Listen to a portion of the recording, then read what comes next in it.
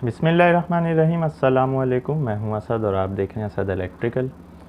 आज हम बात करेंगे एक क्वेश्चन के हवाले से कि अल्टरनेटर में सिंगल बेरिंग और डबल बेरिंग का क्या मतलब है, और डीई और एनडीई का वर्ड आपने अक्सर सुना होगा कि डी बेरिंग और एनडी बेरिंग, तो इसका क्या मतलब होता है। तो सबसे पहले हम सिंगल बेरिंग और डबल बेरिंग अल्टरनेटर पे बात करते हैं।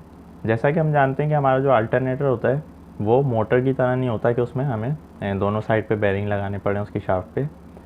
तो अल्टरनेटर में क्या होता है कि नॉर्मली आपने देखा होगा कि जो 2000 किलोवाट से यानी 2 मेगावाट से कम रेटिंग के अल्टरनेटर होते हैं उसमें हम क्या करते हैं कि अल्टरनेटर पे सिर्फ एक ही बेरिंग लगाते हैं एक्साइटर वाली साइड पर उसकी शाफ्ट के ऊपर, क्योंकि वहाँ तो ज़रूरी है। जो दूसरा एंड होता है अल्टरनेटर का जहाँ से उसको इंजन के साथ कपल होना होता है, तो वहाँ पे हम बेरिंग नहीं लगाते बल्कि उसको इंजन के साथ अलाइन करके उसके फ्लाईव्हील के साथ कपलिंग लगा के वहीं से जोड़ देते हैं।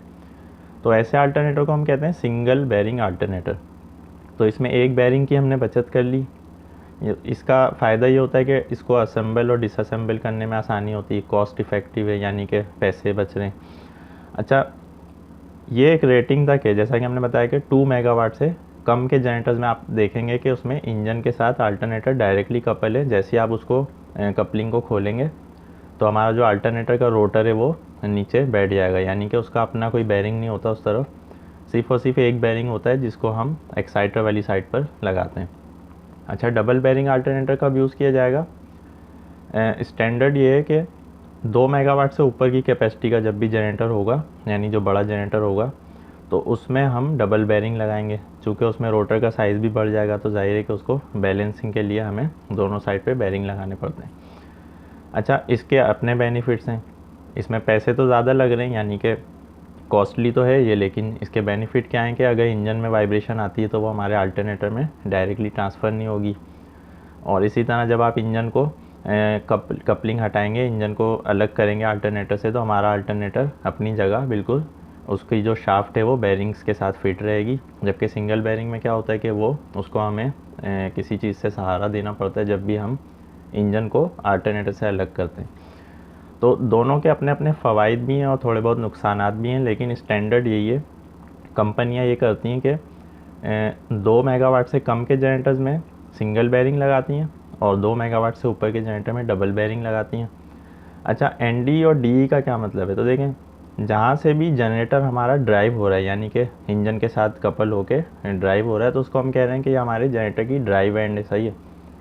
अच्छा, जहाँ से ड्राइव नहीं हो रहा उसको हमने कह दिया नॉन ड्राइव एंड। तो डी का मतलब ड्राइव एंड और एन डी का मतलब नॉन ड्राइव एंड। तो सिंगल बेरिंग अल्टरनेटर में तो डी की साइड पे बेरिंग होगा ही नहीं, क्योंकि वहाँ पे डायरेक्ट कपल हुआ हुआ है हमारा फ्लाईव्हील के साथ अल्टरनेटर।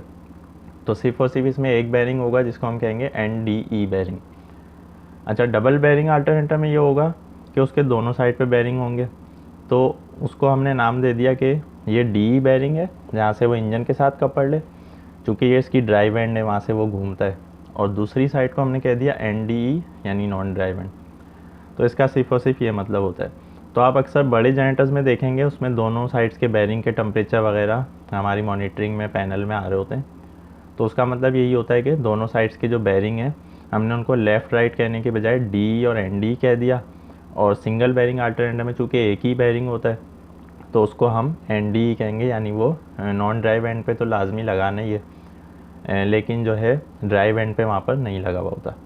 तो बस इसका सिर्फ और सिर्फ यही मतलब होता है। आज की वीडियो में यही कॉन्सेप्ट आपका क्लियर करना था। इंशाल्लाह नेक्स्ट वीडियो में किसी नए टॉपिक के साथ आएंगे। जब तक के लिए इजाज़त दीजिए। अल्लाह हाफिज़।